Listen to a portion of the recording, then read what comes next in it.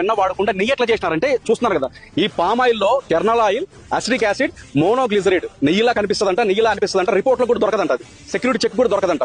ఇంత అవినీతి చేసినారు, 250 కోట్ల స్కామ్ చేసినారు. కల్తీ జరిగిందా లేదా? అవును, 68 లక్షల కిలోల నకిలీ జరిగిందని చెప్తోంది. ఎన్ని సంవత్సరాలు? 2019 నుంచి 2024 వైసీపీ ప్రభుత్వంలో, జగన్మోహన్ రెడ్డి గారి ప్రభుత్వంలో స్కామ్ విలువ సుమారు 250 కోట్లు. ఎన్ని అకౌంట్లు, ఎంతమంది అక్యూజ్డ్? 36 మందిని అక్యూజ్డ్ గా చేర్చింది.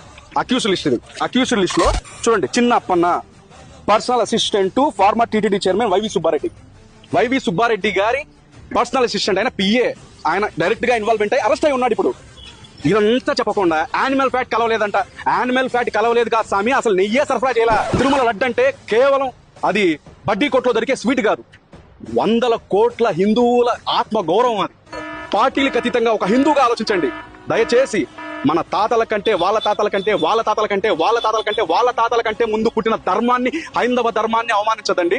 ఆ హైందవ ధర్మాన్ని అవమానించి అవహేళన చేసిన వారి వెనక ఉండి సపోర్ట్ చేస్తూ మీరు మన ధర్మాన్ని ఇంకా కించపరచకండి. ఇది నా అభ్యర్థన.